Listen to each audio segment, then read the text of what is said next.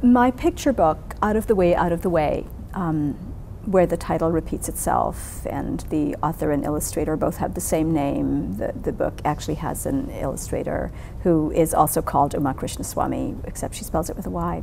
But that book and its trajectory are interesting because that manuscript was rejected by several editors in the United States, editors whose opinion I respect. But they felt there wasn't enough story there.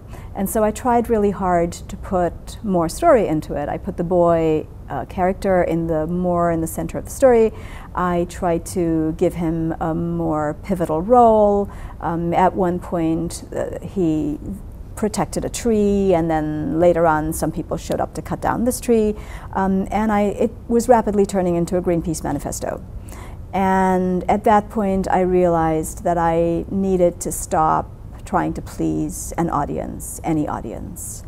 And then I began to wonder if perhaps there was an audience for this book in the United States, and maybe it really would make more sense for an Indian audience where the children would understand the whole nexus between the tree and the road and how development can go on around it, which was what I was trying to do. And so when I submitted it to an Indian publisher, Tulika Books in Chennai, they got my intention for it completely. And they in fact said to me, take the boy out of the middle, put him on the side, make him a witness. And I knew immediately that I had arrived home. I had arrived at the right place. Now, interestingly enough, that book is going to be picked up by Groundwood Press, Canada, and will be published in a North American edition next year. So apparently there is an audience for it here after all. I don't know. I don't know if there are some stories that can only work in certain contexts. I'm still trying to puzzle that out in my own writing.